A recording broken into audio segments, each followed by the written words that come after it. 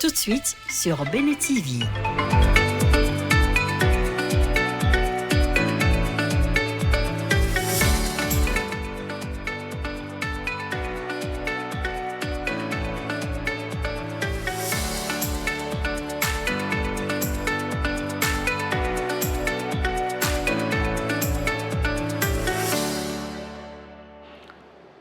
Mesdames et messieurs, bonjour. Une nouvelle semaine s'ouvre devant nous. C'est votre émission Bonjour le Bénin qui prend le pouvoir en ce lundi 29 juin 2026.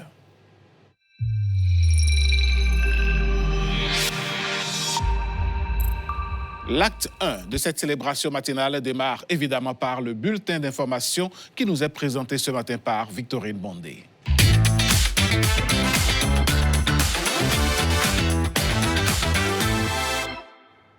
Ravi de vous retrouver en ce début de semaine. Bienvenue à toutes et à tous. Le trafic de drogue prend une ampleur inquiétante à l'échelle mondiale. Le rapport 2026 de l'Organisation des Nations Unies contre la drogue et le crime classe désormais l'Afrique de l'Ouest et du Centre parmi les régions de production de stupéfiants. Face à cette menace grandissante, le Bénin renforce la riposte. Depuis Niki, les autorités ont lancé un nouvel appel à la mobilisation à l'occasion de la 39e journée mondiale de lutte contre la drogue. Un reportage signé Nestor Sela, Abdoulof Idrissou. À travers cette célébration, les autorités rappellent que la lutte contre la drogue est une responsabilité collective. Dans la commune de Niki, le phénomène de la drogue se manifeste à la fois par la consommation locale croissante, notamment chez les jeunes, et par un trafic de transit. Ce fléau alimente l'insécurité et pose de graves problèmes de santé publique. C'est pourquoi, au-delà de la répression, il importe de privilégier une approche proactive fondée sur l'anticipation, la sensibilisation, le renforcement du dispositif de contrôle et la mise en place de programmes et projets sociaux à impact positif sur le capital humain. Au-delà d'une simple commémoration, cette journée se veut un appel. Seule une politique adaptée et coordonnée de lutte pourra contribuer significativement à atténuer l'impact de la consommation des drogues sur l'épanouissement des communautés. C'est pourquoi, face aux menaces évolutives du monde des drogues, Mme Gada Fatih Wali propose cette solution qui s'aligne parfaitement sur le thème de cette année. Je cite, « Nous devons investir dans la prévention et nous attaquer aux causes profondes du trafic de drogue à tous les niveaux de la chaîne d'approvisionnement illicite. » Le système des Nations Unies réaffirme son engagement à accompagner le Bénin dans la mise en œuvre d'une réponse intégrée fondée sur les droits humains, la coopération régionale et internationale et des approches innovantes adaptées au contexte national. Aucun pays à lui seul ne peut assurer. C'est pourquoi, du haut de cette tribune, je lance un vibrant appel. D'abord aux partenaires internationaux, en sollicitant davantage leur soutien en expertise et en ressources diverses pour accompagner les acteurs de la chaîne de lutte dans la mise en œuvre efficace et efficiente de la stratégie nationale de lutte et des nouvelles actions en cours d'actualisation, afin qu'ensemble, avec vous, les frontières de la drogue soient repoussées loin de nos espaces de vie. Cette visite de la délégation ministérielle à l'empereur de Niki témoigne de la mobilisation collective contre le trafic de drogue et la consommation de stupéfiants sous toutes leurs formes. Posons-nous à présent cette question. Que font les militaires lorsqu'ils ne sont pas déployés sur le terrain ? Eh bien, ils s'entraînent sans relâche pour être prêts à faire face à toutes les éventualités. Grâce à la haute hiérarchie des forces armées béninoises, nos équipes se sont rendues à Kandi dans la caserne surnommée le premier rempart. Ils y ont spécialement assisté à un exercice grandeur nature conduit par les hommes et les femmes de la garde nationale. Immersion au cœur de cette démonstration de préparation opérationnelle avec Ghislain Poguet. C'est matinée tranquille à la caserne. Chacun va à ses occupations. On se taquine, on discute en attendant un ordre pour une mission éventuelle. En quelques secondes, ils se sont retrouvés dans une salle. Nous ne saurons pas comment ils se sont contactés, qui a donné l'alerte.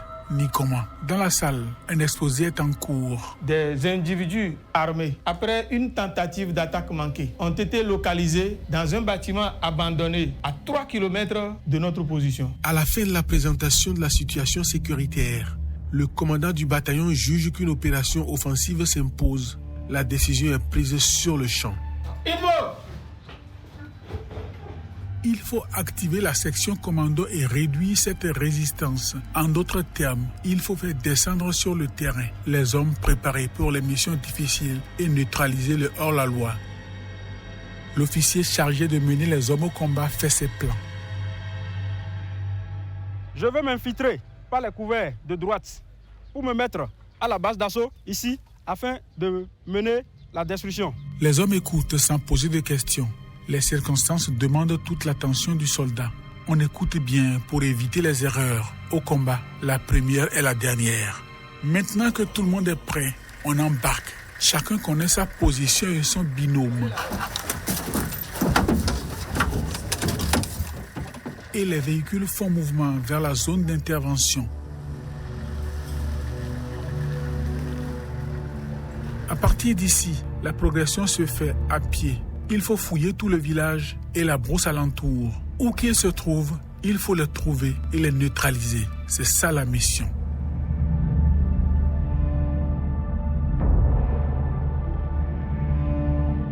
L'officier qui commande l'opération stoppe la progression et demande de l'appui renseignement.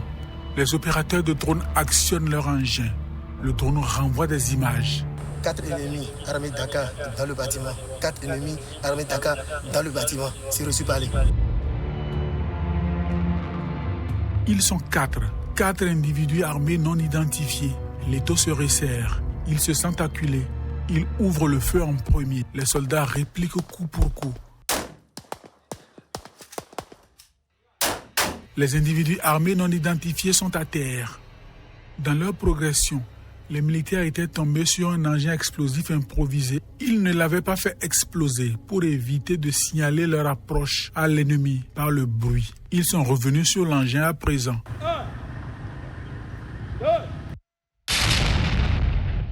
Mission accomplie. Bilan. 4 individus armés non identifiés neutralisés. 0 victime du côté des militaires. Aujourd'hui, tout le monde peut rentrer, sain et sauf.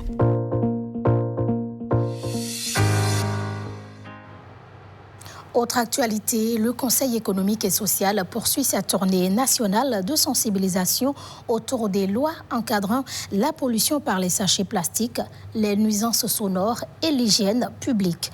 Après le littoral, la délégation s'est rendue dans le département du Plateau pour échanger avec autorités, représentants des communautés et populations autour de ces textes destinés à mieux préserver l'environnement et à améliorer le cadre de vie. Le compte rendu ici avec Ulvaeus Balogun et Jean Lombima.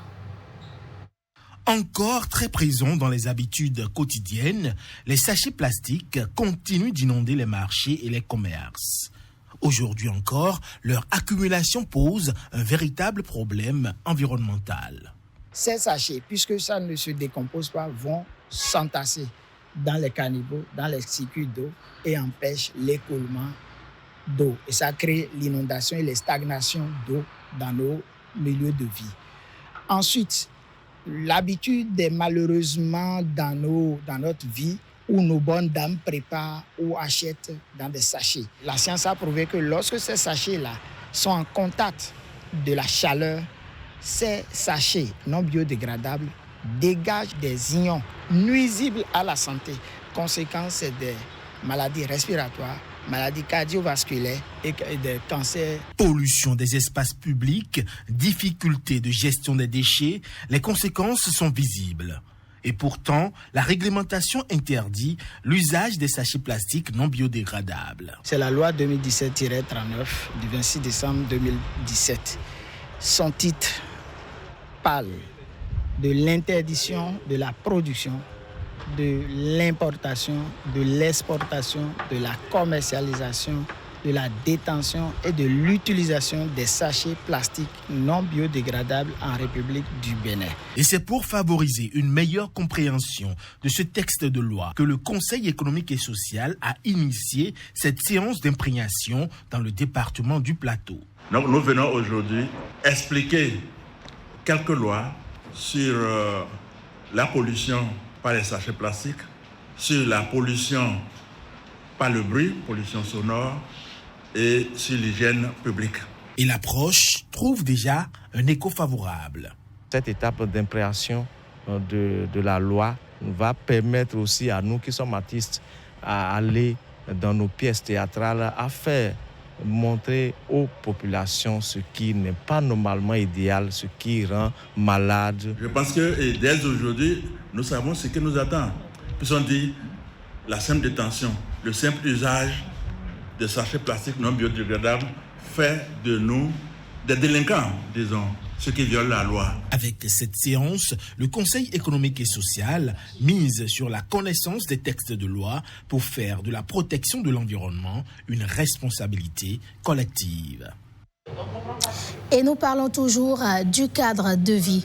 Au Bénin, la mobilisation se poursuit pour verdir le pays. À Kétou, Pepco Betesa a lancé une vaste campagne de reboisement afin d'accompagner les efforts de l'État en faveur de la restauration du couvert végétal. Les précisions avec Ghislain Poguet. Caravane verte au cœur d'une exploitation agricole à Kétou. Une contribution de Pepco Betesda à la campagne nationale de reboisement. Nous voyons que notre planète est en souffrance. C'est pourquoi nous sommes déplacés ce jour pour venir sur ce site et faire cette opération de plantation d'arbres. Il y a quelques jours, il n'y a plus de pluie. Nous crions à toi, Seigneur, pour qu'après notre départ de ce site, qu'il y ait la pluie abondante dans cette zone. Nous voici aujourd'hui dans le plateau pour cette édition. Un espace très favorable à l'agriculture, à la promotion d'une agriculture durable et économiquement rentable. Et qui dit agriculture durable et rentable, dit impérativement inclusion des jeunes et des femmes. Ici à Kétou, les femmes sont les premières actrices de la terre. Au terme de la caravane, personnel et dirigeants mettent en terre 500 plants d'anarcadier et d'autres espèces forestières. Le site retenu est destiné à la promotion d'une agriculture durable et économiquement rentable. Pour Pepco Betesda, ce choix démontre la complémentarité entre inclusion financière et agroécologie. Cette journée n'est pas un événement isolé. Elle s'inscrit dans une dynamique durable que nous construisons pas à pas. En plantant des arbres chez nous, sur ce site du Padre de Kétou, nous ne faisons pas de la figuration écologique. Nous renforçons notre propre outil de développement, nous protégeons les sols qui abritent nos expérimentations et nos cultures. Nous créons des barrières naturelles contre l'érosion et nous offrons à nos producteurs un écosystème résilient. À l'aide de la transformation institutionnelle, je crois que c'est la première fois que nous venons pour honorer la tradition. Cette activité est continuelle. Je voudrais dire merci à notre gouvernement pour cette tradition que nous ne pourrons jamais laisser si nous voulons que notre nation puisse avancer sur le plan du climat. En matière de reboisement, Pepco Betesda est à sa 3e expérience. Avant Kétou, la société a reverdi des exploitations à Ouida, puis à Djidja en 2025. Chaque année, le suivi est rigoureux et les résultats, selon les organisateurs, sont toujours encourageants. Direction à présent l'université de Parakou, où l'ensemble artistique et culturel Olatomi a donné vie à un livre sur scène. Une lecture spectacle inspirée de l'œuvre de l'auteur Florent Kwaozotti avec le soutien de l'Institut français du Bénin. L'événement a rassemblé étudiants, amoureux de lettres et passionnés de théâtre. L'UKO, porteuse de cette initiative, entend ainsi promouvoir la littérature béninoise à travers les arts de la scène. Reportage Gildas Espoir Sarigaté et Abdoulofou Idrissou. Libérez un son, un soupir et mettez un souffle. Les mots quittent les pages pour prendre corps sur scène. À travers cette lecture spectacle consacrée à l'œuvre de Florent Kwaozotti, les comédiens offrent au public une autre manière de découvrir la littérature vivante, expressive et accessible. C'est déjà la 3e fois que j'assiste à la lecture spectacle. C'est un événement qui a lieu tous les derniers samedis du mois. Et à chaque fois, je suis toujours emportée. Ce sont des jeunes très talentueux. Et ce qu'ils nous présentent est différent de ce qu'on a l'habitude de voir parce que la plupart du temps, on est derrière les écrans. Avec eux, on a la possibilité de se créer une certaine scène en fonction de ce qu'ils nous présentent à travers la lecture. Au-delà de la performance artistique, l'activité se veut un espace de formation et de transmission. Pour les organisateurs, elle révèle le potentiel des jeunes talents et renforce le dialogue entre littérature et théâtre. En tant que chef section, au début de mon mandat, je me suis dit qu'est-ce qu'il faut faire pour apporter à ceux dont j'ai la charge de pouvoir offrir un espace d'expression. Puisque nous recevons des formations, on s'entraîne, mais qu'est-ce qu'il faut faire ? Est-ce qu'il faut attendre forcément des projets avant de pouvoir nous exprimer ? Et c'est dans le souci de trouver une solution à ça que nous avons présenté ce projet à l'Institut français. Soutenu par l'Institut français du Bénin, l'initiative traduit une volonté commune d'accompagner les projets culturels portés par la jeunesse et de favoriser la diffusion des œuvres d'auteurs béninois auprès d'un public plus large. Ce sont des livres choisis dans le rayon de la médiathèque de l'Institut français à Parakou et donc les gens peuvent s'abonner, adhérer à l'Institut français afin de les avoir pour les lire. Libérez-vous! Une rencontre entre le livre et la scène qui confirme que la littérature peut aussi se vivre, s'entendre et se ressentir. Pour les promoteurs, cette lecture-spectacle ouvre la voie à d'autres rendez-vous culturels destinés à rapprocher davantage les jeunes des œuvres littéraires béninoises. Tous les mélanges pour vous soulager. Mon Dieu! Je suis Laris Kapochichieba. Parlons à présent du football qui, pendant ses vacances, rapproche les peuples du Bénin et du Nigeria. À Niki, la 4e édition du Barumtem Challenge Cup 2026 a été officiellement lancée samedi dernier devant plusieurs milliers de spectateurs. Plus qu'une compétition, ce tournoi se veut un creuset de cohésion sociale et de promotion des jeunes talents. Ronald Robinson et Olviga Messon pour les détails. Avant le coup d'envoi, les responsables des 32 équipes engagées prennent connaissance des nouvelles règles de la compétition et reçoivent officiellement leur kit de maillot. L'article 1 dit le vainqueur de la 4e édition de Barumtem Challenge Cup va repartir avec un géant trophée, l'enveloppe d'1 million, 28 médailles d'or, 5 ballons, et un jeu de maillot. À 16h19, le stade Omnisport de Niki entre en ébullition pour le match inaugural entre Ndali FC du Bénin en jaune et Boria FC du Nigeria en blanc. 5 minutes seulement après le coup d'envoi, les Nigérians ouvrent le score.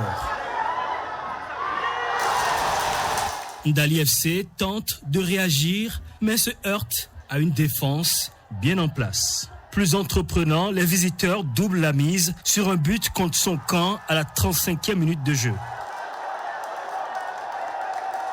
Malgré plusieurs tentatives en seconde période, les locaux ne parviennent pas à refaire leur retard. Score final, 2-0 pour Boria FC au terme d'un match d'ouverture riche en intensité.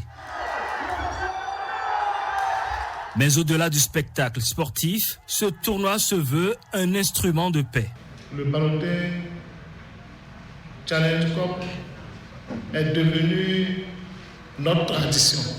Nous sommes dans une période d'insécurité grandissante et le politique doit prendre le pas pour consolider notre vivre ensemble. Vous imaginez le public qui était ici cet après-midi. À l'entrée, on m'a indiqué près de 4000 personnes qui sont arrivées. Imaginez s'il n'y avait pas cette initiative cet après-midi, où seront-ils? Qu'est-ce qu'ils seraient en train de faire? C'est notre façon à nous de participer à la cohésion sociale et également de lutter contre la montée de l'extrémisme violent. Jusqu'au 5 septembre prochain, le Baroutem Challenge Cup fera vibrer Niki, où chaque match se joue autant pour la victoire que pour la paix et l'unité des peuples. Et c'est sur ces images que se referme ce bulletin d'information. Merci de nous avoir suivis. Ne décrochez surtout pas, car Bonjour le Bénin se poursuit. Et moi, je vous donne rendez-vous demain, même heure, toujours avec le même plaisir. Bonne semaine à chacun et à tous. Merci à vous, Victorine Bondé. Je vous souhaite une excellente semaine également. Merci à vous aussi. Allez, mesdames et messieurs, votre émission va se poursuivre et tout de suite, on va aller voir ce qui se trouve à la une en matière d'événements dans notre pays. La culture s'installe.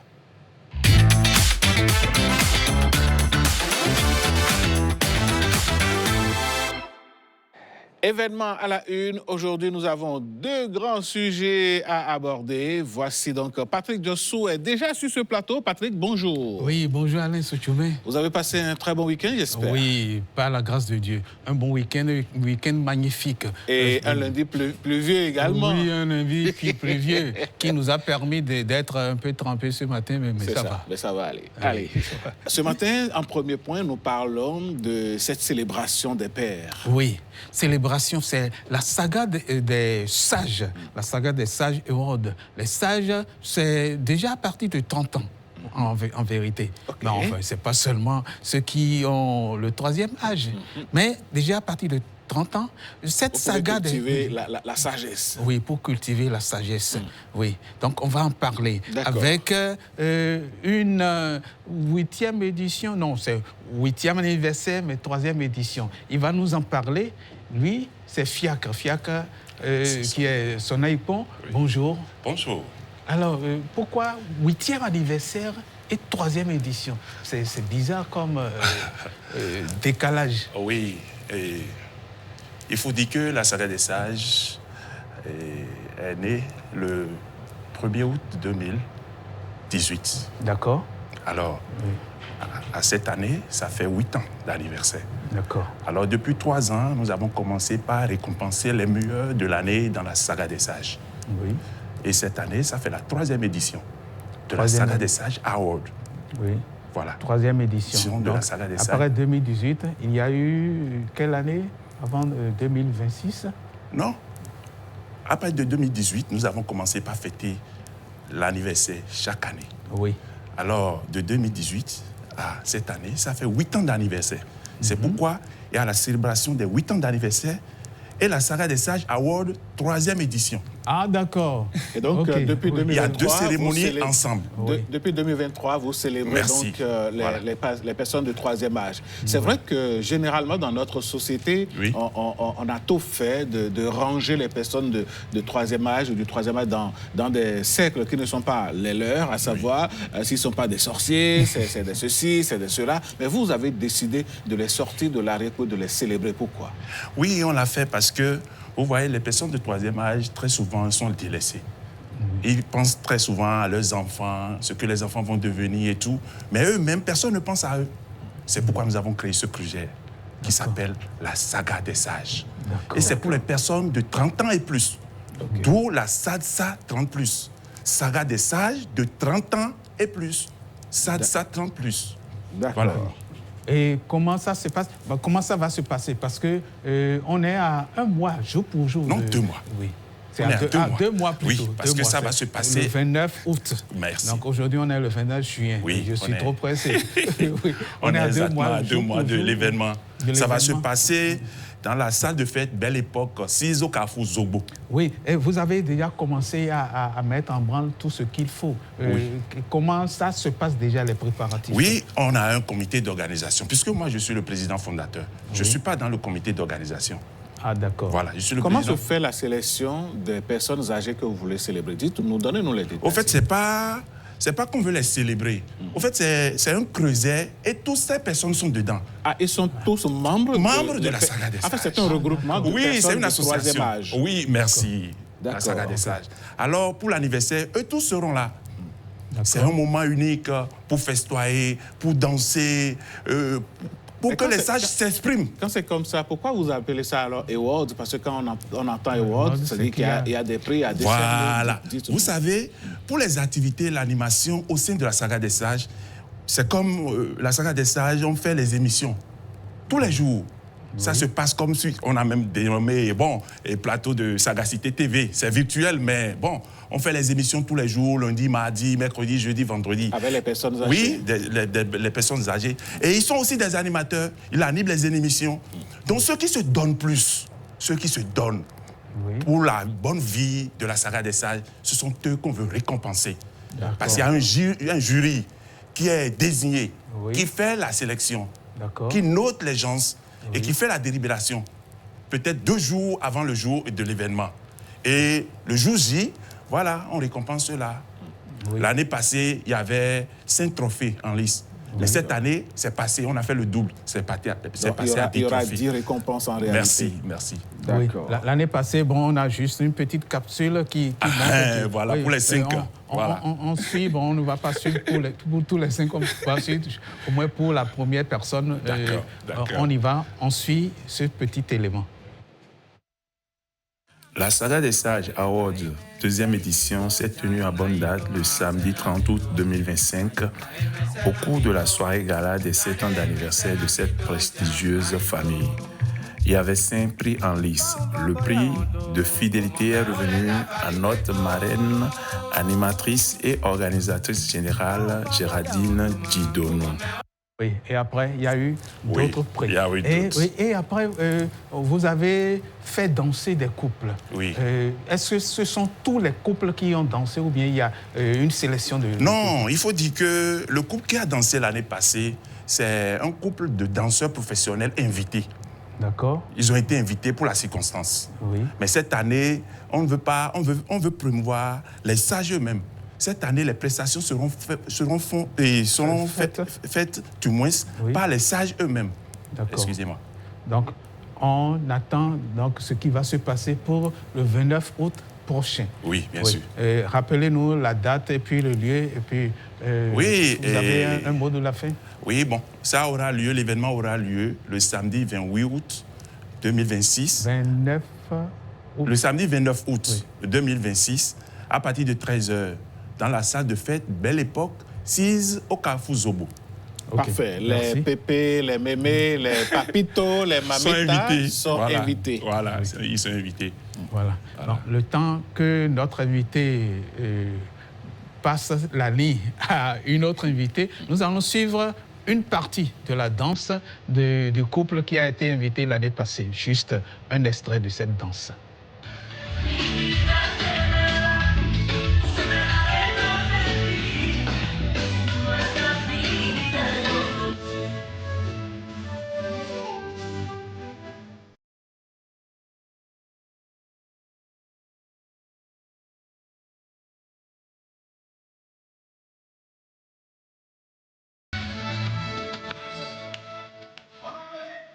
D'une danse à une autre, nous allons parler cette fois-ci de chansons. Puisque de toutes les façons, quand on chante, il y a le rythme et puis il y a la mélodie et la danse n'est jamais loin. Et là, je pense que le monde de la culture, le monde musical est en train de s'enrichir davantage. Et ce matin, Patrick Diossou, notre deuxième invité, nous parle de sa sortie de chanson. Oui, sa sortie d'opus. Le titre, c'est « Changer ». Changer pourquoi? Changer comment? Changer en quel sens?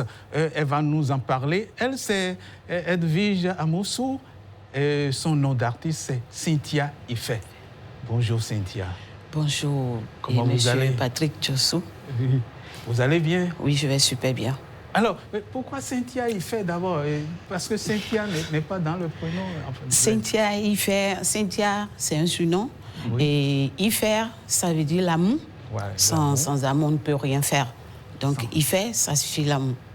Oui, Cynthia Donc, Ifer. on va traduire en disant Cynthia Lamour. Oui, Cynthia Lamour. Super, magnifique. Alors, vous avez sorti un opus, vous êtes chanteuse, vous êtes compositrice, vous êtes interprète de plusieurs sortes de chansons, mais vous avez sorti un opus qui a pour titre « Changer ». Pourquoi changer? Et on veut changer quoi ou on veut changer qui? Cynthia veut tout changer, et changer, ça veut dire, c'est l'espoir et la résilience. À travers changer, je veux dire à tout le monde, et peu importe des difficultés, des problèmes, les histoires, bon, nous devons toujours garder l'espoir et d'avancer. Oui. Il ne faut pas baisser les bras. Jamais baisser les bras. Est-ce qu'on peut dire qu'à travers votre chanson, vous voulez faire de la sensibilisation au courage une affaire de tous les jours? À travers changer, je donne l'espoir à tous ceux-là qui n'ont plus de force à avancer, tous ceux-là qui n'ont plus de soutien à évoluer. Donc avec changer, à chaque fois qu'on écoute changer, nous binons, tout change. Qu'est-ce qui vous a inspiré le titre Changer? Le titre Changer, et j'ai pensé à ce qui se passe dans notre pays, surtout les mamans qui ne vendent plus comme avant. Et dans le titre, j'ai chanté Zoche Donaze, parce que nous mettons Tio et son blondia. Ça signifie quoi, ce que vous avez dit Zoche Donaze, quand tu travailles à quelque part et ça ne marche plus, tu n'as plus de force à avancer. Ça veut dire Zoche Donaze, je dois me relever. Oui, c'est pour se donner du courage. Pour te donner du courage. Oui. Alors, on va suivre un premier extrait de cette chanson. Le début de cette chanson, on le suit, ce début. El Mediato on the track. Vision Co-Production. Cynthia Ifer.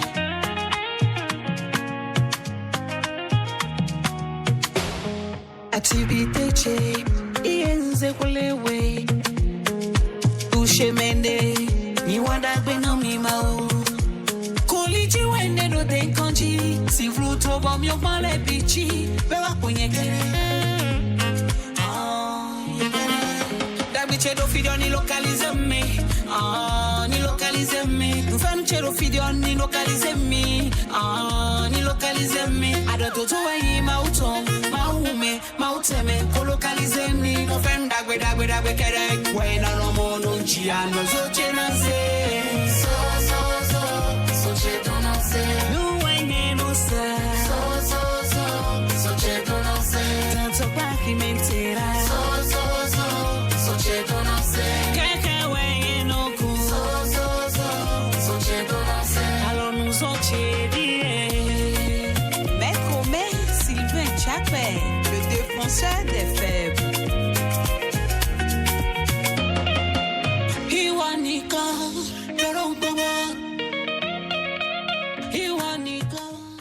Et oui, enfin, retour au plateau pour parler donc de cette belle chanson, Zoche Donaze. On vous voit assez dégourdi dans le clip, mais là, sur le plateau, vous êtes très, très, très sérieuse, on comprend bien. Mais l'histoire entre Cynthia Lamour. Voilà, on vous a rebaptisé sur le plateau. Cynthia Lamour, oui. L'histoire Merci beaucoup. entre Cynthia Lamour, Cynthia Ifer, si vous voulez, et puis la musique, c'est quoi? Comment est-ce que vous avez rencontré la musique? Vous faites de la musique depuis combien de temps? Cynthia est née dans une famille où papa est artiste. Ah ouais? Oui, c'est papa qui était... C'était lui la chose. Donc papa n'est plus et j'ai choisi de faire ce que mon père n'a pas pu faire. D'accord. Oui. Et qu'est-ce qu'il n'a pas pu faire? Il n'a pas pu évoluer dedans.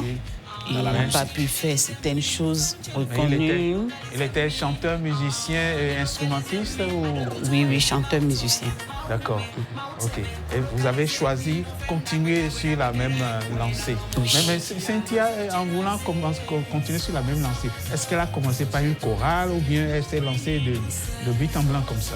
J'ai commencé par l'Église Céleste au début. Voilà. Il faut dire que l'Église, j'ai l'habitude de le dire, hein, l'Église du christianisme céleste de par le monde, à commencer par le Bénin, reste et demeure un vivier de musiciens, de talentueux artistes. Hein. Alors, au-delà de Zotielo Nanzé, ça c'est la première sortie que vous venez de faire. C'est quoi votre projet en ce qui concerne votre carrière musicale? Mon projet, je dois me battre pour avoir ce que je veux obtenir, ce que mon père m'a pas pu obtenir. Et je dois donner l'espoir à mon peuple. Je dois faire tout possible et je dois reçu dans la musique. Allez, Patrick Dossou, avant de revenir donc à quelques détails, je propose qu'on suive le second extrait que vous avez proposé. D'accord. On fait ça comme ça, oui, avec Timothée Rontan aux manettes. It's only you can see everything this life. Suffer to suffer. Oh, yeah, change everything. Baba, Baba, Baba. Il est temps de tout changer. Il est temps de tout changer. Baba, Baba, Baba. Il est temps de tout changer.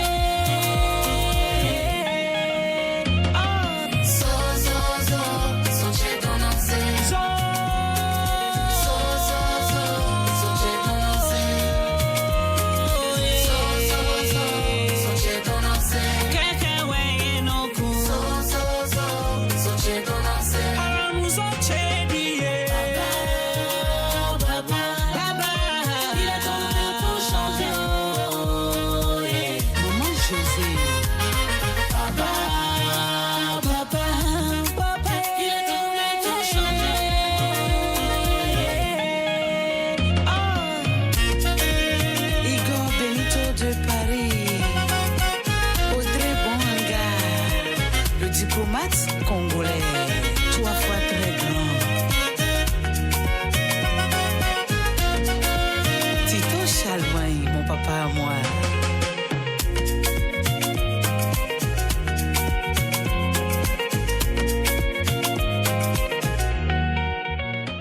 Oui, quoi de plus beau que de démarrer la semaine en musique? Belle musique, hein, Patrick Dossou? Oui, très belle musique. Ouais. J'ai aimé. Enfin, merci beaucoup. En tout cas, Baba, Zotielo Nanzé. Zotielo Nanzé. Activité che, dienze kulewe. Touche mende, ni wadagbe na mimau. Koli jiwendero de unkanji. Zivlu dobo miongban le bichi. Bewa kwenye kere. Zozo, Zotielo Nanzé, dans ton pakimente la. Zotielo Nanzé, keke wenye nonku. Zotielo Nanzé, alors nous zotiedie. Zotielo Nanzé. Allez, bravo. Alors, la sortie d'Opus, ça va être pour quand? Est-ce qu'il y a une petite cérémonie autour? Comment est-ce que les mélomanes vont pouvoir entrer en contact avec ce beau clip que nous venons de voir? Allez sur nos pages et Vision Group, parce que j'ai été produit par Vision Group. Oui. Et allez sur les pages et écrivez Vision Group ou Cynthia Ifer.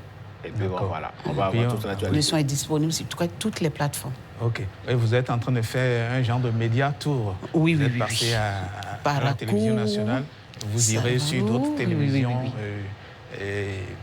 sur d'autres radios aussi. Oui. Merci pour votre passage. Merci beaucoup, Patrick. Et que Dieu soit avec vous. Amen. Eh oui. Je crois que Cynthia Lamour a ouvert donc son médiatour sur la télévision nationale. Ici, c'est le meilleur et ne vous en faites pas. Hein. La télévision va vous accompagner. Merci. Mais avant, on va raccompagner notre invité. Moi, j'aime bien cette musique. On va se retrouver encore un peu avec Et puis, c'est avec cette belle musique que nous allons raccompagner Patrick et son invité et vous revenir juste après.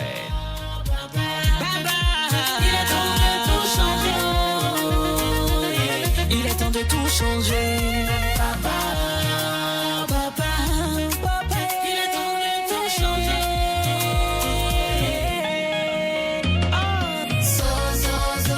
Zotielo Nanzé.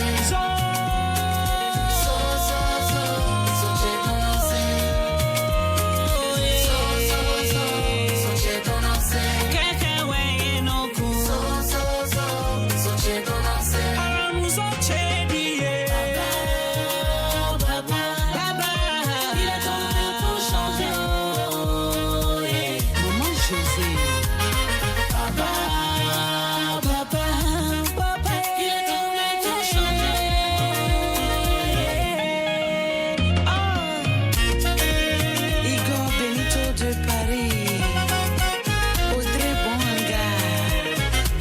Bats congolais, 3 fois très grand. Tito Chalvin, mon papa à moi.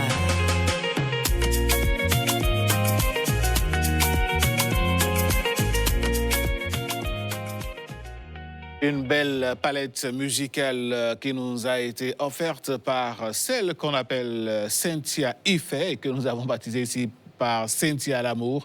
Elle était donc venue nous présenter son opus, le titre, pour dire tout simplement « Il faut avoir de l'espoir ». Allez, nous, ce qu'on va faire, on respecte nos engagements ici dans cette émission. Et le premier des engagements que nous respectons ce matin, c'est bel et bien le rendez-vous avec nos partenaires. Mesdames et messieurs, voici la pub.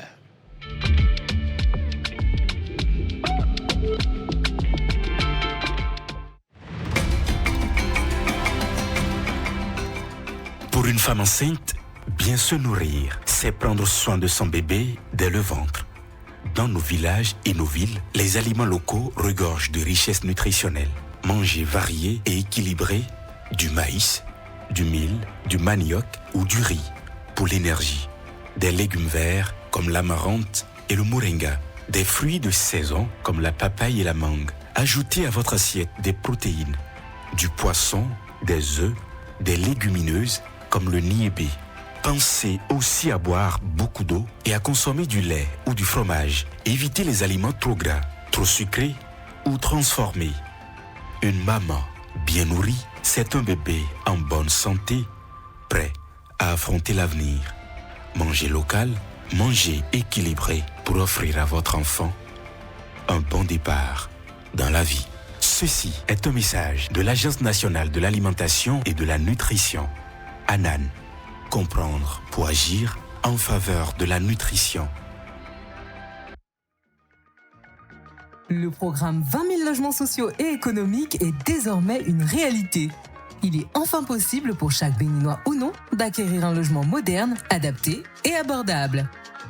Bien plus qu'un simple projet immobilier proposant des logements avec un séjour spacieux, 3 chambres confortables, une cuisine fonctionnelle et des sanitaires modernes, ce programme offre un véritable cadre de vie avec des pistes cyclables, des espaces verts, des aires de jeu pour le bonheur des plus jeunes et la convivialité entre familles.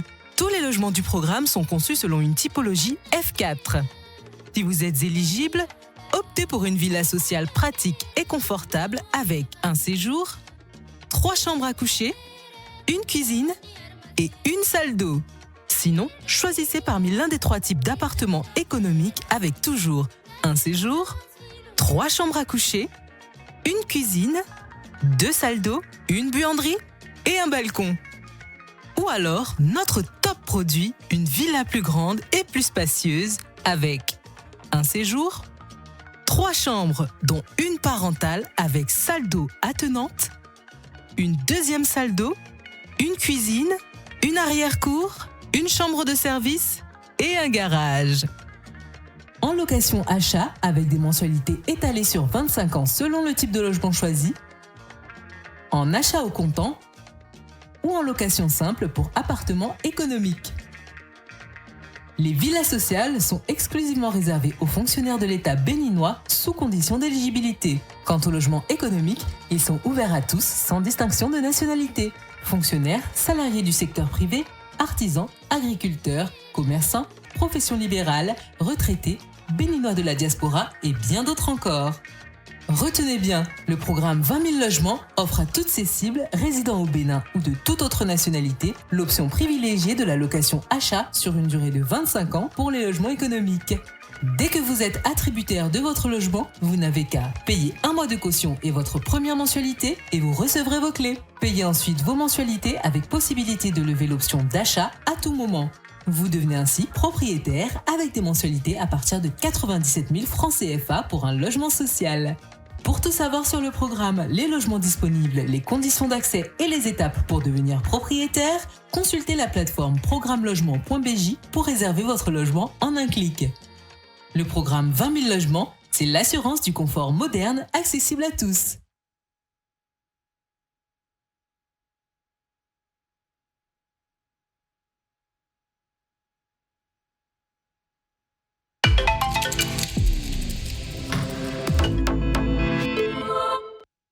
Nous sommes de retour pour continuer cette émission et tout de suite, ça va être le Bénin en mouvement.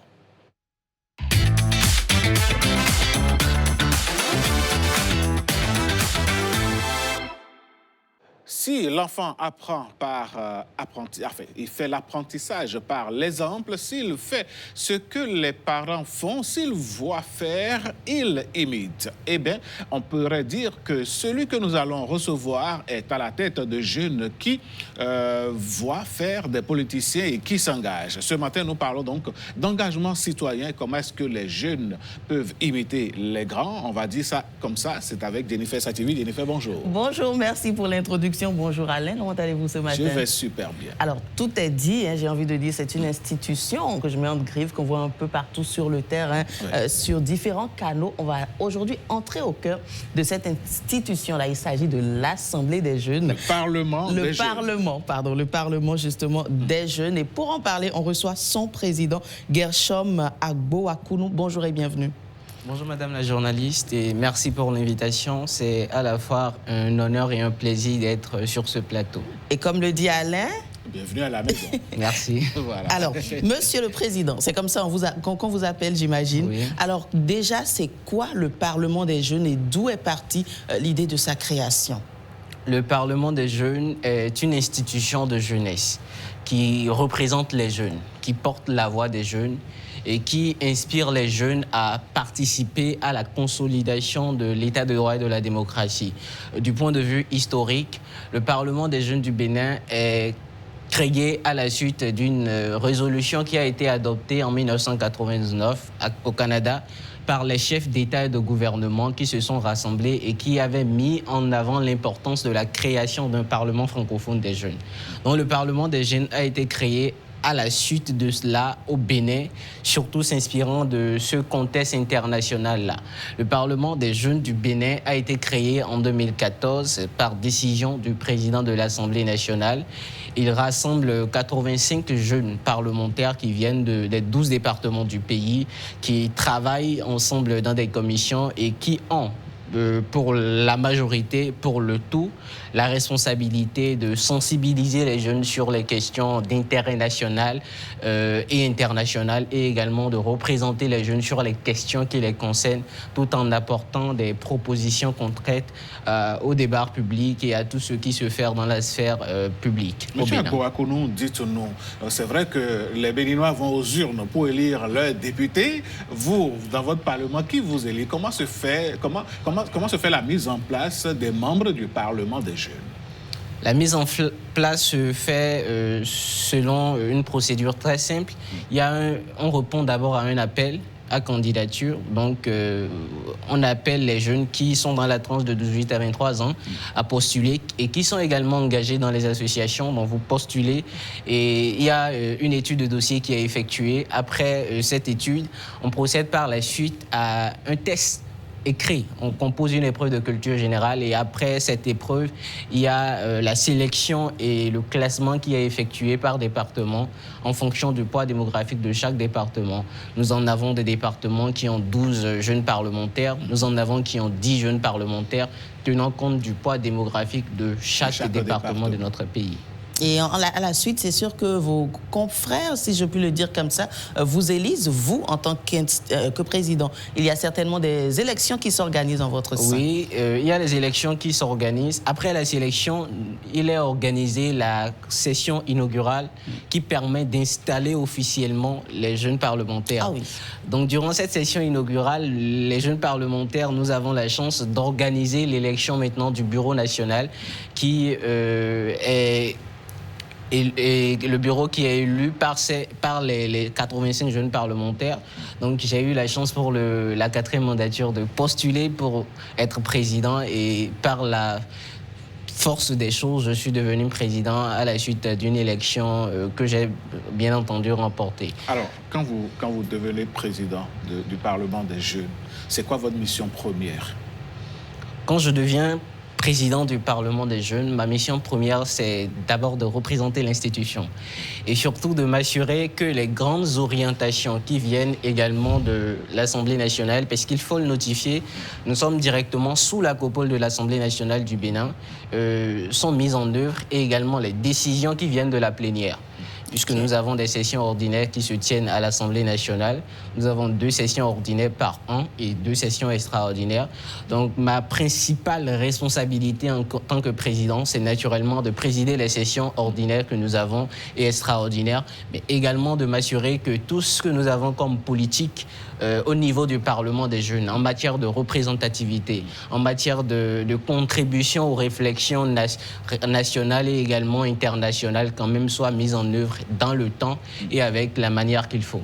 D'accord. Alors, quand on élit le président de l'Assemblée nationale, il a une feuille de route qu'il établit. Est-ce que vous avez eu des priorités que vous êtes fixées pour cette mandature? Absolument. Je pense, nous sommes fixés pour priorité lorsque nous sommes venus, premièrement, de renforcer davantage cette proximité que nous avons avec les jeunes. Parce que quand on prend l'Assemblée nationale et on prend le Parlement des jeunes du Bénin, la différence réside surtout dans la manière dont l'on vient au Parlement des jeunes. Les députés de l'Assemblée nationale viennent à l'Assemblée nationale à la suite d'une élection. Le Parlement, nous sommes choisir sur la base d'une sélection rigoureuse, ce qui voudra dire que nous n'avons pas forcément le même poids de base, ce qui voudra dire que nous avons compris qu'il y a cette proximité-là que nous devons renforcer, surtout dans un contexte où nous observons aujourd'hui qu'il y a une certaine désaffection qui s'observe au niveau des jeunes. Donc l'une de nos priorités, c'est davantage de sensibiliser les jeunes à s'engager en tant que citoyens afin que nous puissions tous ensemble contribuer. Mais aussi, l'une de nos priorités est davantage de renforcer déjà l'impact que nous avons sur le terrain à travers des actions, puisque le Parlement, nous avons un rôle consultatif. Mais au-delà de ça, il est important également sur les questions de l'emploi des jeunes, sur les questions du chômage, sur les questions de sécurité surtout, avec la menace terroriste, de pouvoir être cette force-là de proposition et surtout une inspiration pour tous les jeunes du Bénin, parce qu'aujourd'hui, vous prenez plusieurs cas où vous discutez avec des jeunes, vous constatez qu'il y a quand même ce désir-là de participer. Il suffit juste de pouvoir allumer la flamme. Et le Parlement des jeunes du Bénin, nous sommes là pour allumer la flamme. Nous travaillons pour pouvoir renforcer ce qui se fait déjà par le gouvernement et de faire en sorte que cette jeunesse soit déjà à l'horizon 2060, une jeunesse qui agit, une jeunesse qui inspire et surtout qui, à travers ses actions, montre que la relève est déjà là. Intéressant. Alors, ça vous fait plusieurs années maintenant, en tout cas, plusieurs années que le Parlement des jeunes existe. Lors de ces dernières années, est-ce qu'il y a eu des impacts concrets que vous avez eu, peut-être des propositions, des décisions issues de l'Assemblée nationale, pardon? D'accord. En matière d'impact, j'aborderai ça sur plusieurs volets. Déjà, il faut noter que l'impact majeur du Parlement des jeunes du Bénin, c'est d'abord la formation de ses membres. Parce que de 2024 à aujourd'hui, l'Assemblée nationale, à travers ce Parlement des jeunes, a formé 340 jeunes. Ce n'est pas anodin. Vous les formez à quoi? Au parlementarisme, à la participation à la vie démocratique et surtout à la maîtrise même du fonctionnement des institutions.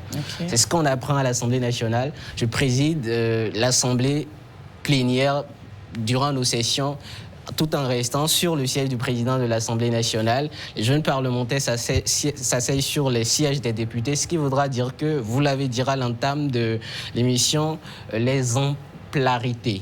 On apprend par l'exemple. Donc le Parlement, en matière d'impact, nous avons également eu à travailler sur plusieurs projets. Nous avons, par exemple, contribué à l'adoption en 2021 de la nouvelle loi sur le code SSR, sur lequel nous avons travaillé avec ABPF et également UNFPA.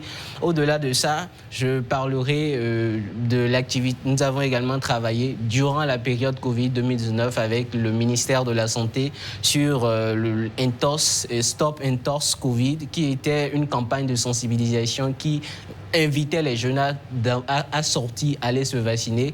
Mais au-delà de ça, nous avons, peut-être je parlerai de la 4e mandature, puisque je suis président de la 4e mandature, nous avons à travers nos initiatives organisé récemment l'Académie parlementaire de la jeunesse. L'Académie parlementaire de la jeunesse qui a rassemblé les 85 jeunes parlementaires de tous les départements du pays, qui a rassemblé des fonctionnaires de l'Assemblée nationale, qui a rassemblé des députés, présidents de commissions parlementaires qui sont venus. Et durant 2 jours, nous avons été formés au pitch parlementaire.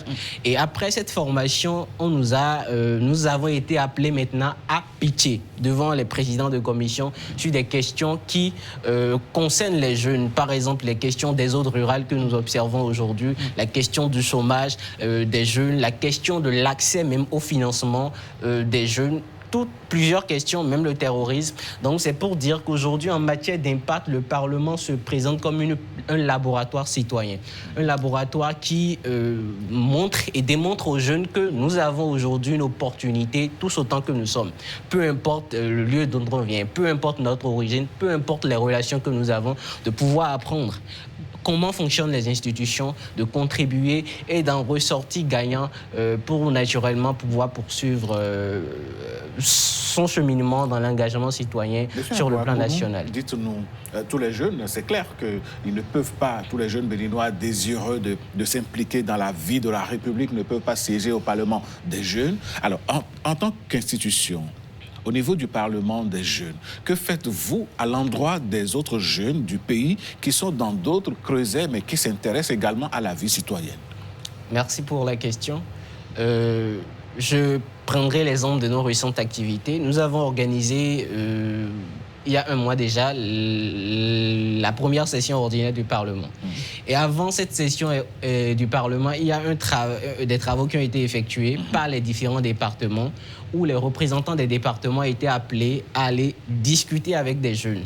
Alors, ils ont élaboré des questionnaires qui permettaient justement d'aller recueillir les préoccupations que rencontraient les jeunes, quels sont les problèmes qu'ils rencontrent quand on va à Dassa, quelles sont les principales difficultés, quand on va à Toribosito, quelles sont les principales difficultés. Ce qui a permis, lorsque nous étions en session, de travailler sur une présentation des problèmes que rencontrent les jeunes, chose à l'issue de laquelle nous travaillons actuellement sur une cartographie des problèmes de la jeunesse qui vont naturellement permettre de renforcer le travail de jeunes parlementaires que nous faisons.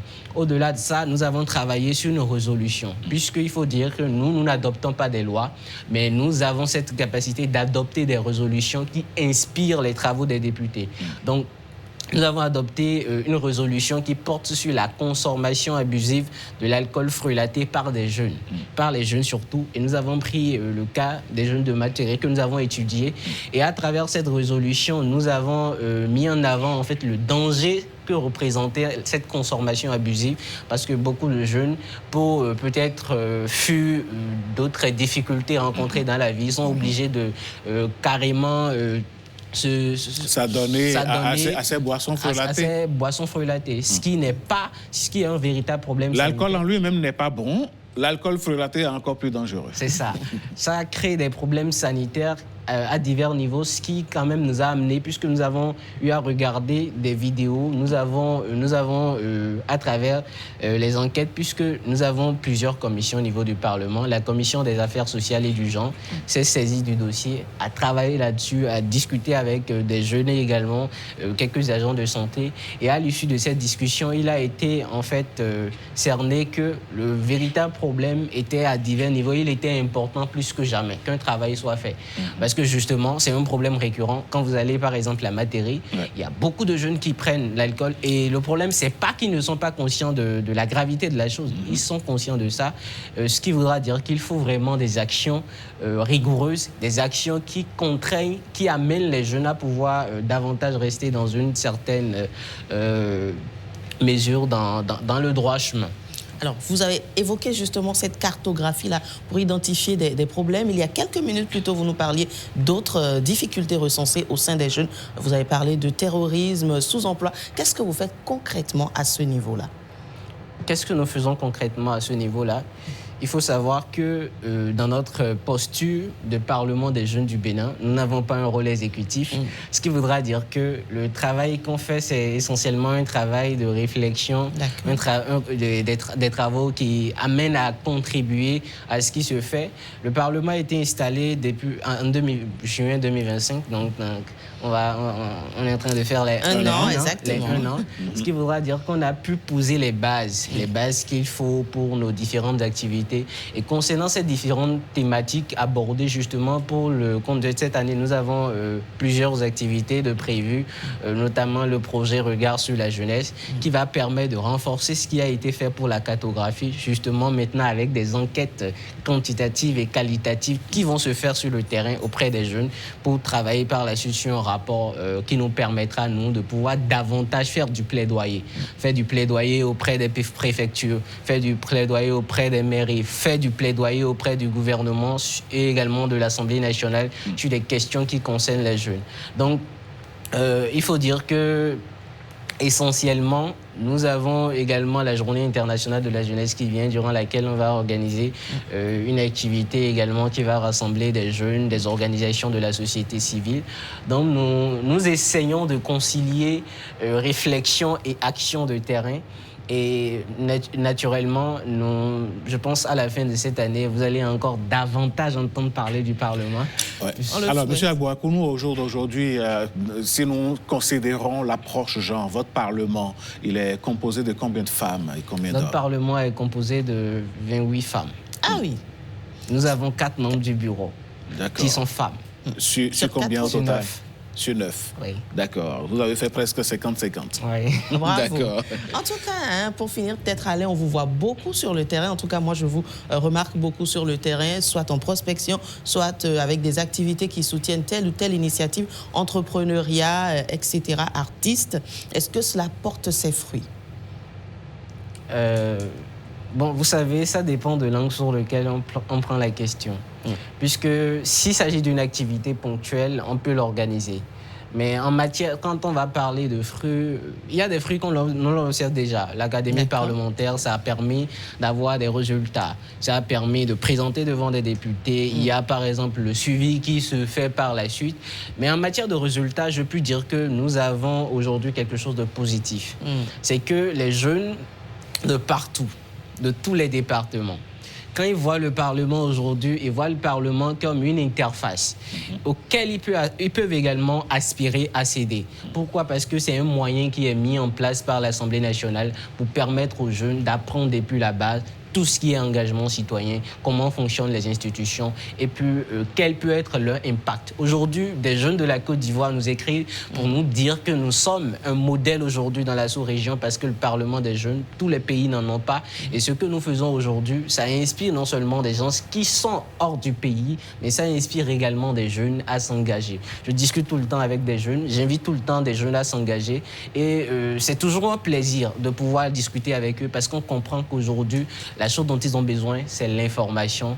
Parce que, comme on le dit, celui qui a l'information a le pouvoir. Et c'est pour leur permettre de savoir qu'il existe un tel Parlement et qu'ils peuvent militer également que Jennifer s'est fait donc le grand plaisir que nous partageons également de vous recevoir sur cette matinale. On vous souhaite beaucoup de courage et que peut-être dans 10 ans, dans 20 ans, vous quittez l'antichambre du Parlement des jeunes pour être au Parlement lui-même, histoire de prendre des décisions. Jennifer? Oui, vous faites si bien d'ouvrir cette brèche-là. En tout cas, ils vous suivent, militer, entrer dans des associations et puis surtout chercher comment entrer en contact avec le Parlement des jeunes pour postuler, n'est-ce pas? Oui, c'est ça. Exactement. Merci beaucoup à vous, Alain. On se retrouve demain. Merci, Jennifer. On se retrouve demain. Toujours avec le par la grâce de Dieu. Amen. Allez, tout de suite, mesdames et messieurs, on va recevoir un autre invité et on va quitter tout ce qui est politique, tout ce qui est parlement, tout ce qui est engagement citoyen dans cette couleur-là pour parler de l'art, mais l'art que l'on amène dans un milieu ou bien dans des milieux où il n'est pas toujours présent. Voici donc notre invité du jour.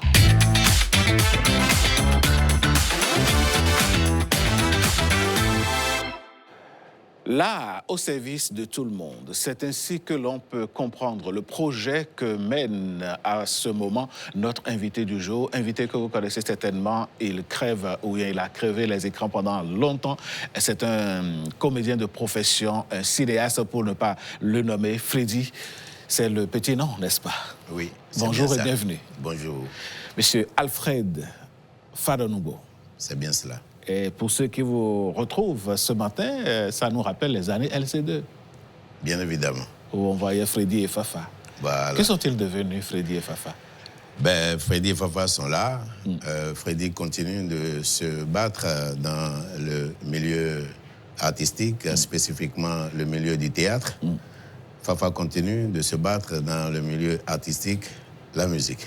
Allez, voilà. Allez. Mais nous, on a le plaisir de recevoir Freddy ce matin. C'est pour nous parler de Caritar. Qu'est-ce que c'est, Caritar? Caritar, c'est le projet de proposition et de gestion d'intervention artistique en direction des publics sensibles. Nous entendons par public sensible les personnes en situation de privation de liberté dans nos établissements pénitentiaires, les prisons, les maisons d'arrêt, les personnes en situation de relâchement de liens sociaux, d'abandon, de manque d'amour, qui sont recueillis dans les centres sociaux d'accueil, les personnes en situation de troubles psychiques qui se retrouvent dans les hôpitaux psychiatriques. Et qu'est-ce que nous faisons à travers le projet Caritar? Nous proposons des activités artistiques. L'objectif étant de contribuer au bien-être, à l'épanouissement, à la résilience de ces personnes-là qui vivent une virgule difficile de leur vie. Ces personnes, ce sont des Béninois, des étrangers qui sont sur notre territoire. Tout à fait. Ce sont nos sœurs, ce sont nos frères qu'il faut remonter pour qu'ils retournent en famille, pour qu'ils reviennent dans la société pour contribuer au développement. Alors, pris sous cet aspect, Alfred, est-ce qu'on peut dire que vous prenez l'art aujourd'hui comme une thérapie pour cette cible?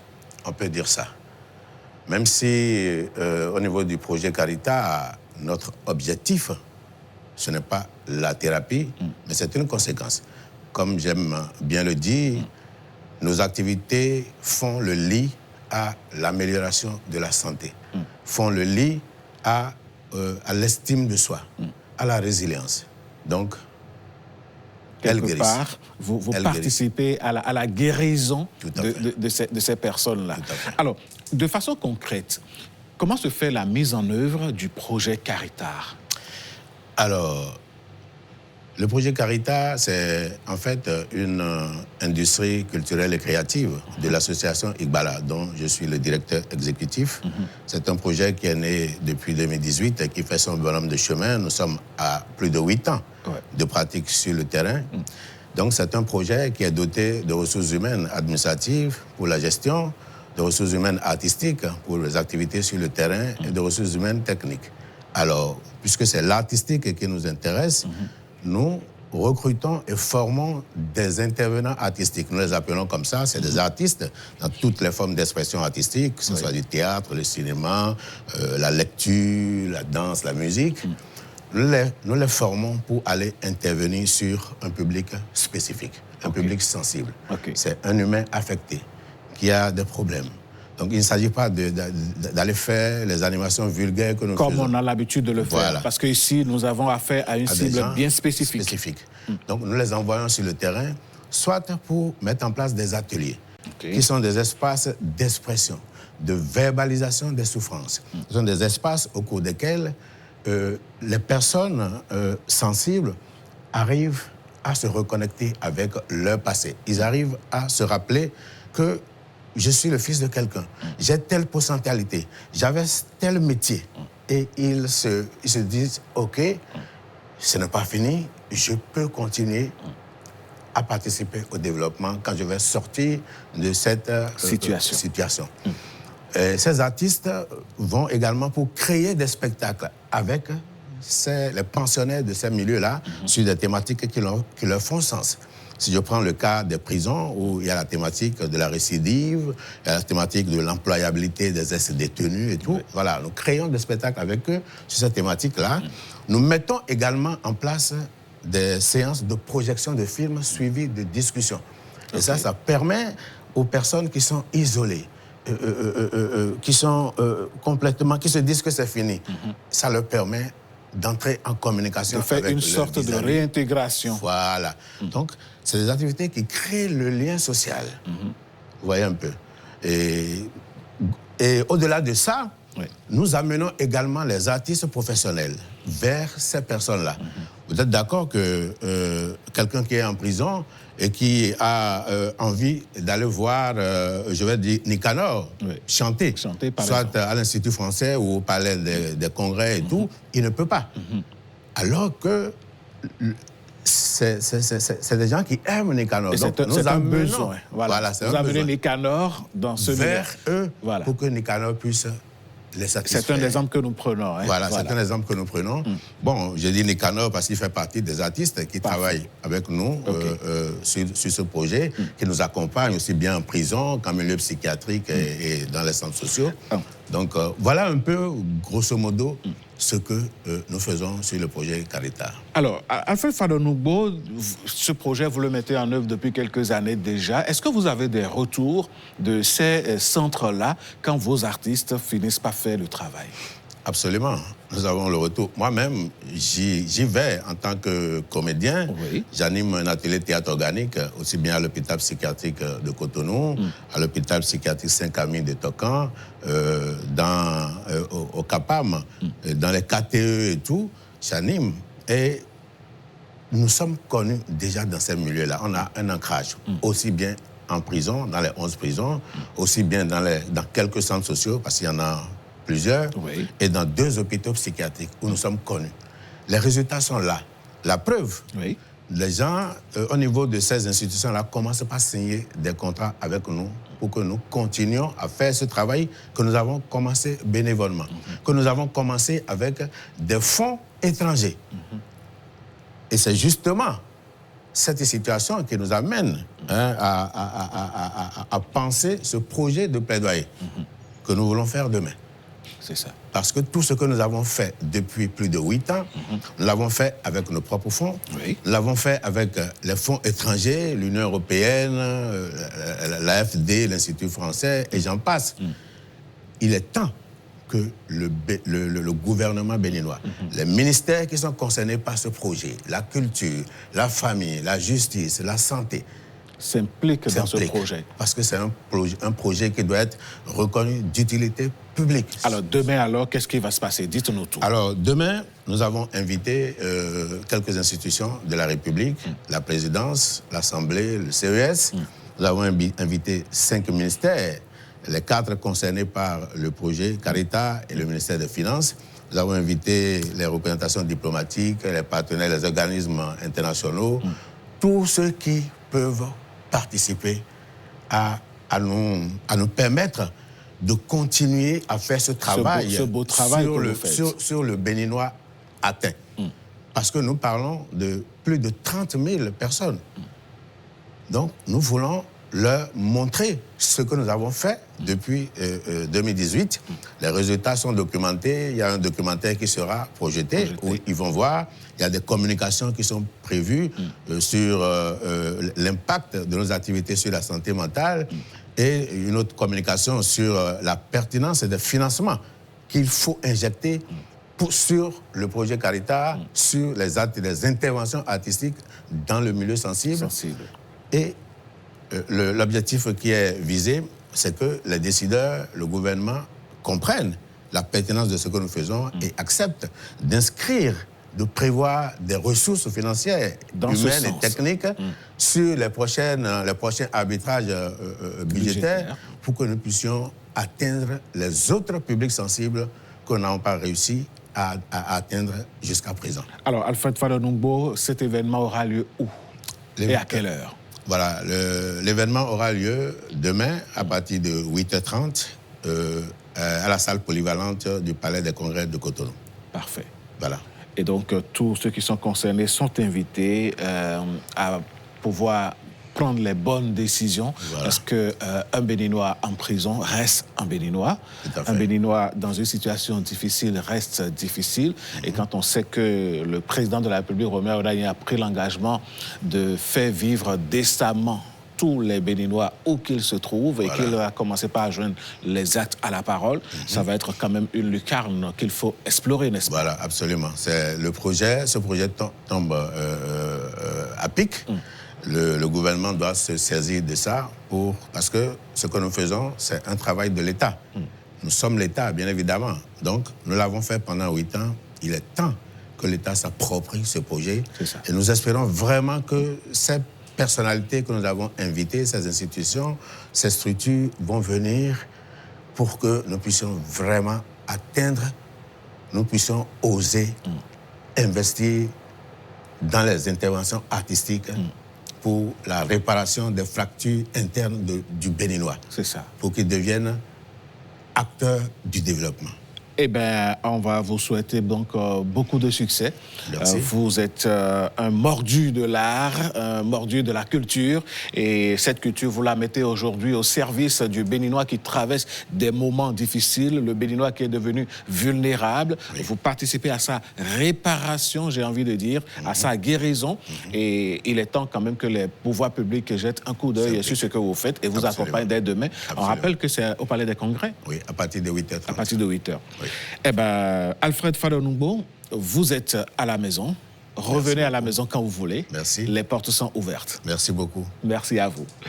Allez, merci. À très bientôt. Allez, à très bientôt, monsieur Alfred Fadonugbo. C'était là donc Freddy qui nous parlait de son projet Caritar. Mesdames, messieurs, de Freddy, puisque nous avons parlé de santé, on va continuer par parler santé dans la rubrique qui suit.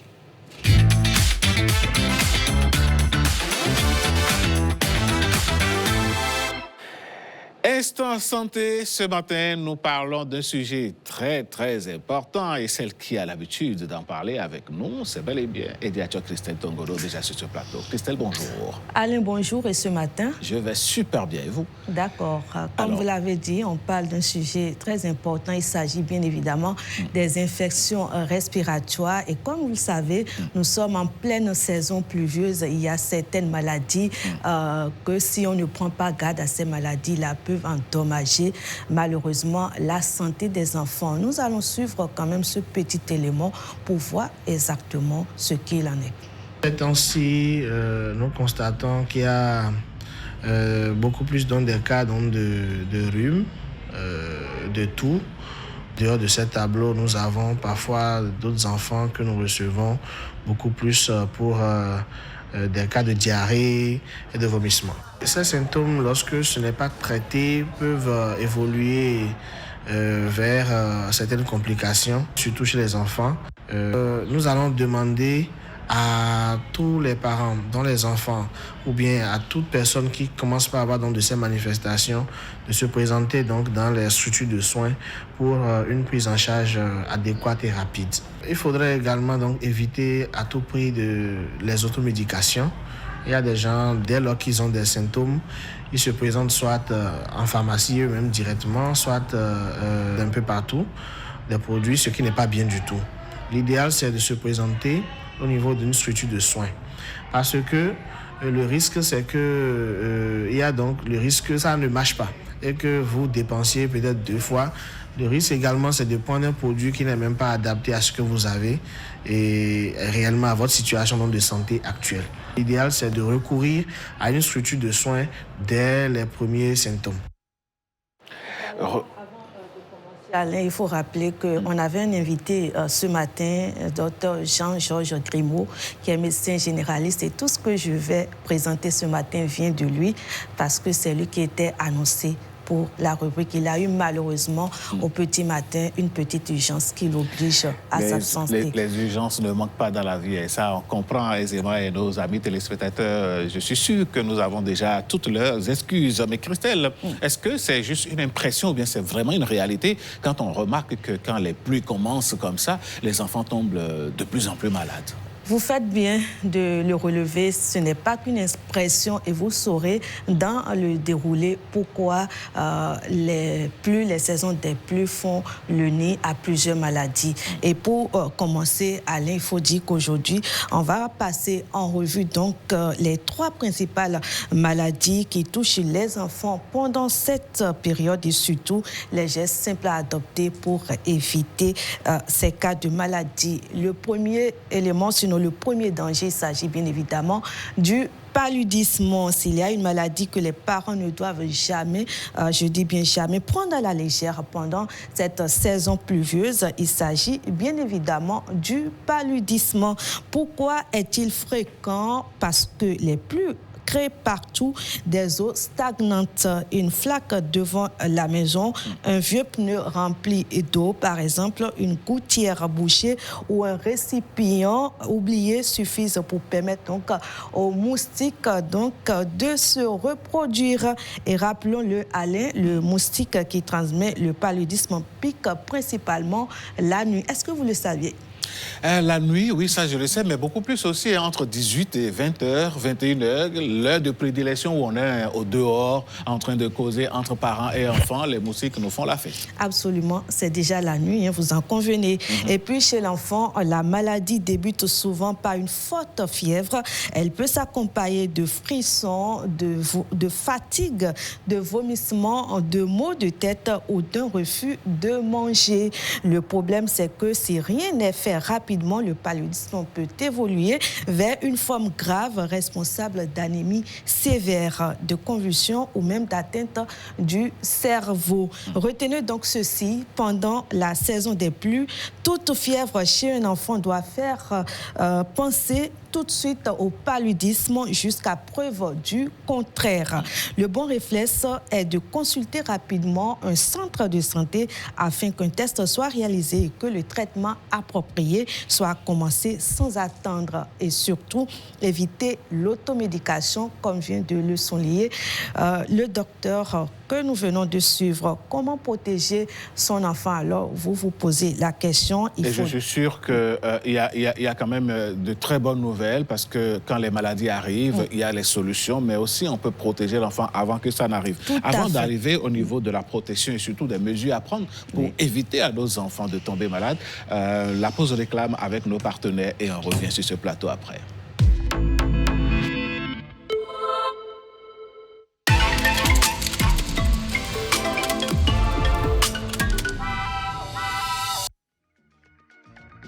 Le programme 20 000 logements sociaux et économiques est désormais une réalité.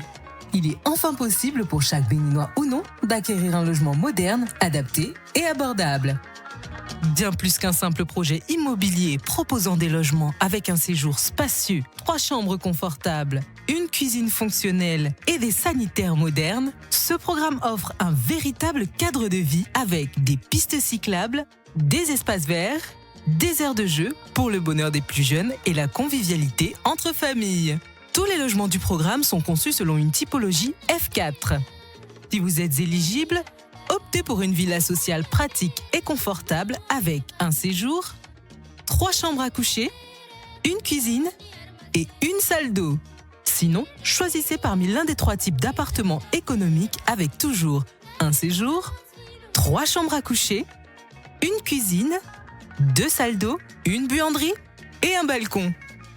Ou alors, notre top produit, une villa plus grande et plus spacieuse avec un séjour, 3 chambres dont une parentale avec salle d'eau attenante, une deuxième salle d'eau, une cuisine, une arrière-cour, une chambre de service et un garage. En location achat avec des mensualités étalées sur 25 ans selon le type de logement choisi, en achat au comptant ou en location simple pour appartements économiques. Les villas sociales sont exclusivement réservées aux fonctionnaires de l'État béninois sous condition d'éligibilité. Quant aux logements économiques, ils sont ouverts à tous sans distinction de nationalité. Fonctionnaires, salariés du secteur privé, artisans, agriculteurs, commerçants, professions libérales, retraités, béninois de la diaspora et bien d'autres encore. Retenez bien, le programme 20 000 logements offre à toutes ces cibles résidant au Bénin ou de toute autre nationalité l'option privilégiée de la location achat sur une durée de 25 ans pour les logements économiques. Dès que vous êtes attributaire de votre logement, vous n'avez qu'à payer 1 mois de caution et votre première mensualité et vous recevrez vos clés. Payez ensuite vos mensualités avec possibilité de lever l'option d'achat à tout moment. Vous devenez ainsi propriétaire avec des mensualités à partir de 97 000 francs CFA pour un logement social. Pour tout savoir sur le programme, les logements disponibles, les conditions d'accès et les étapes pour devenir propriétaire, consultez la plateforme programmelogement.bj pour réserver votre logement en un clic. Le programme 20 000 logements, c'est l'assurance du confort moderne accessible à tous.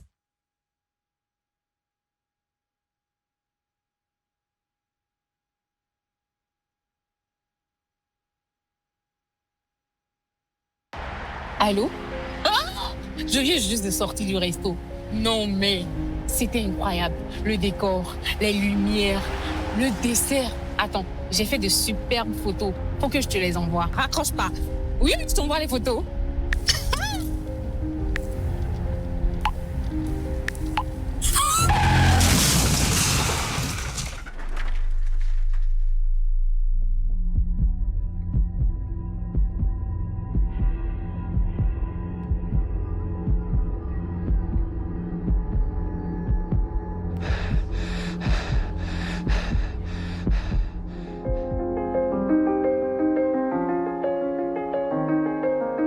Ensemble, disons oui au port de casque, stop à l'excès de vitesse, à la distraction au volant et à l'alcool avant le volant.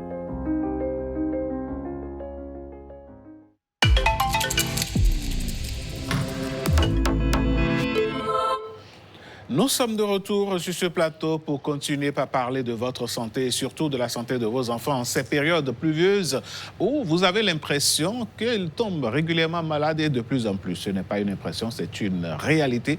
Que faut-il faire pour protéger les enfants pour ne pas qu'ils tombent aussi malades régulièrement? Christelle Ediacho-Tongoro, nous en étions donc aux dispositions à prendre pour éviter aux enfants de tomber malades. Notamment de faire le paludisme tout simplement et nous allons nous rappeler quelques règles élémentaires, sinon quelques éléments ou gestes, j'allais dire, pour éviter de tomber malade. Et comme première règle, il s'agit de dormir chaque jour ou chaque nuit plutôt sous une moustiquaire imprégnée, éliminer toutes les eaux stagnantes autour de la maison, habiller les enfants avec des vêtements couvrants en soirée lorsque c'est possible et pour les femmes enceintes, bien évidemment, respecter le traitement préventif prescrit lors des consultations prénatales. On parlait de 3 grandes maladies, Alain.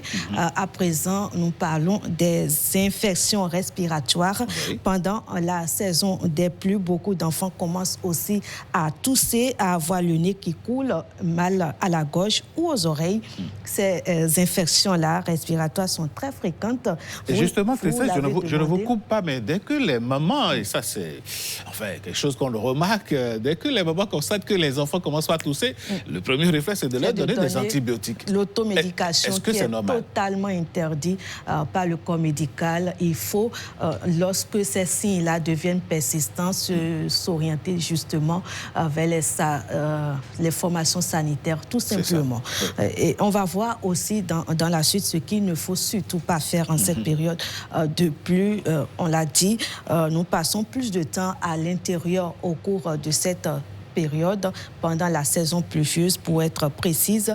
Les fenêtres restent le plus souvent fermées, les pièces sont moins aérées et les virus circulent beaucoup plus rapidement et librement pendant cette période. Les changements de température, comme vous vous en doutez, et les vêtements mouillés n'aident pas non plus.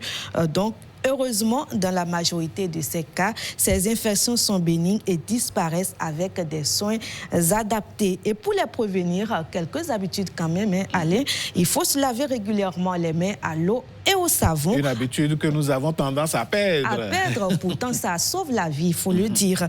Apprendre aux enfants à tousser ou éternuer dans le pli du coude, aérer et non dans la paume de main, aérer la maison chaque jour, même lorsqu'il pleut, changer rapidement les vêtements mouillés, maintenir les vaccinations à jour et encourager l'allaitement maternel chez les nourrissons. Troisième menace, donc, pour finir, il s'agit bien évidemment des maladies diarrhéiques. Eh bien, on parle des inondations, les caniveaux qui débordent ou tout simplement les mauvaises conditions d'hygiène qui favorisent la transmission de ces microbes responsables des diarrhées. Et chez les jeunes enfants, le véritable danger n'est pas seulement la diarrhée, c'est surtout la déshydratation, Alain, qui peut s'installer très rapidement. Et pour protéger ces enfants, il faut leur faire boire de l'eau potable, bouillie ou traitée si nécessaire. Lavez-vous les mains, on ne le dira jamais assez, après les toilettes et avant de préparer les repas surtout. En ce qui concerne la réhydratation, je me rappelle que nous avons reçu un médecin pédiatre ici qui a parlé de Aquatab et de Oracel aussi, voilà, et qu'il faut donc donner à l'enfant pour le renforcer et pour pouvoir lui donner la possibilité d'avoir un peu d'eau un peu de regain d'énergie, si on peut le dire. Alors, on l'a déjà dit, faites boire de l'eau potable bouillie donc à l'enfant.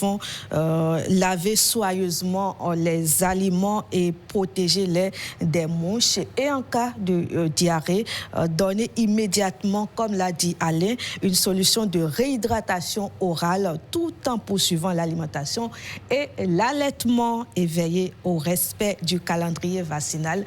Très important chez les nourrissons. Les signes qui doivent allaiter, quelle que soit la maladie, il faut le dire, certains signes imposent une consultation urgente. Consultez rapidement si votre enfant, allez, s'il vous plaît, prêtez du moins attention à ces précautions-là. Donc, il faut consulter rapidement. Et dès que votre enfant présente une forte fièvre, allez, lorsque l'enfant respire difficilement ou très rapidement, c'est un signe d'alerte normalement. Il ne faut pas négliger. Il ne faut pas négliger, merci. Il faut, lorsque l'enfant refuse de boire ou de téter, là on parle plutôt des nourrissons, lorsque l'enfant vomit tout ce qu'il avale, attention, rendez-vous immédiatement à l'hôpital. Lorsque l'enfant présente une diarrhée importante avec des signes de déshydratation et lorsque, pour finir, l'enfant devient tout simplement somnolent, difficile à réveiller ou fait des convulsions, j'y arrive, n'attendez jamais que son état s'aggrave. Et pour conclure, Alain, il faut dire que pendant cette saison, comme on l'a dit, 3 maladies reviennent très souvent. Le paludisme, oui, les infections respiratoires et les maladies diarrhéiques. La bonne nouvelle, comme vous l'avez fait observer, c'est qu'une grande partie de ces maladies peut être évitée grâce à des gestes simples qu'on rappelle très rapidement. Dormir sous une moustiquaire, boire... Moustiquaire imprégnée. C'est très important. Le détail est très important. Oui. Boire une eau saine, se laver régulièrement les mains, maintenir un environnement propre et consulter rapidement dès l'apparition des premiers signes. Voilà. Il ne faut donc pas rester à la maison pendant longtemps, il ne faut pas négliger les enfants, il ne faut pas dire que bon, il chauffe un tout petit peu, ça va passer, non. Il faut rapidement consulter. Aucun signe n'est à banaliser, surtout en cette période. La pluie ne cesse pas, il y a les inondations partout, donc il faut aussi nettoyer les maisons. Tout à fait. Regarder préserver l'environnement, la propreté. C'est très, très, très important. Les bouches de puisard qui s'ouvrent, il faut fermer tout ceci et protéger la maison. Christelle, merci beaucoup. Je crois que vous ferez une bonne doctoresse, hein, pourquoi pas. Si vous le dites.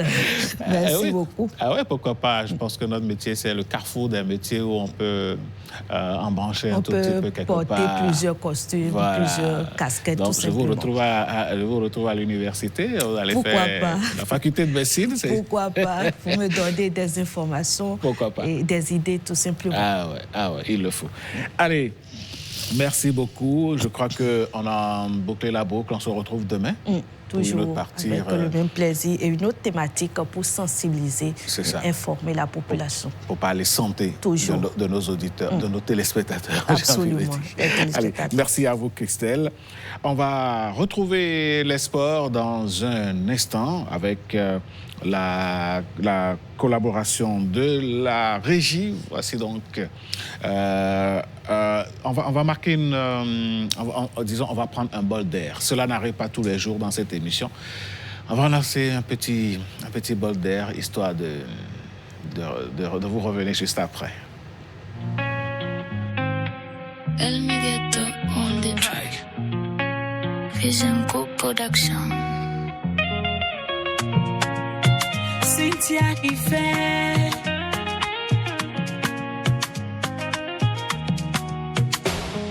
activité cheap, ienze kulewe touche mende ni wanda beno mi mao koliji wende no tenkonji si fruto bom yo male bichi bewa konyeke Chero fidio ni localize me, ni localize me. Tu fais un chero fidio ni localize me, ni localize me. Adoto tu ayi mauton, maume, mauteme, ko localize me. Tu fais un dagwe kere, wena no mono chia no so chenase, so chenase. No wene no se, so chenase. Tanto pacimentera,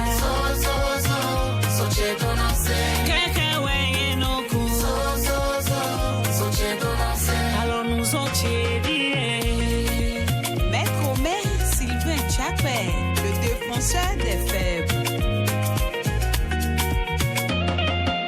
Iwanika,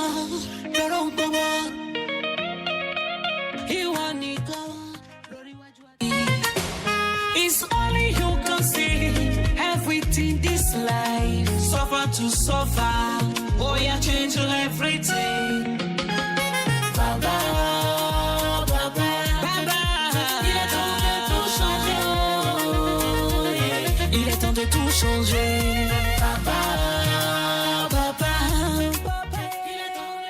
Retour au plateau, dernière rubrique de cette émission. Voici la revue de presse.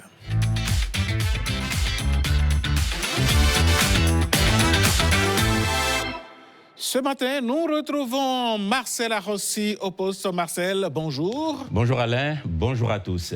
Que disent les journaux ce matin? Eh bien, ce matin, les journaux nous emmènent des couloirs de la diplomatie au mur de la prison civile avant de s'arrêter sur les images sur les rangs des forces de défense. Une même question traverse donc les unes ce matin. Quelle image le Bénin projette-t-il à l'extérieur comme à l'intérieur des frontières nationales? Fraternité ouvre le bal et met en mouvement la nouvelle patronne de la diplomatie béninoise. Le quotidien suit les pas pressés de Corinne Amaury-Brunet, lancée dans un véritable marathon diplomatique. Séoul, Bruxelles, Washington, Kigali. En quelques jours, la ministre porte, selon le journal La Voix du Bénin, sur 3 continents. Fraternité raconte une diplomatie qui ne voyage plus seulement pour être présente, mais pour convaincre, attirer les investissements, élargir les alliances et faire du rayonnement international un moteur de développement.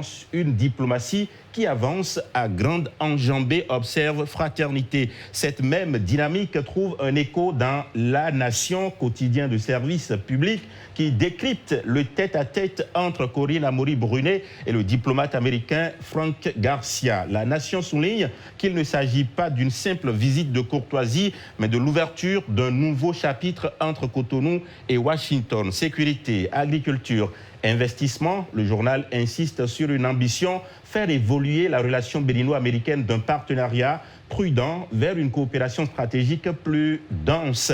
Les intentions sont affichées, reste désormais à les transformer en réalisation concrète.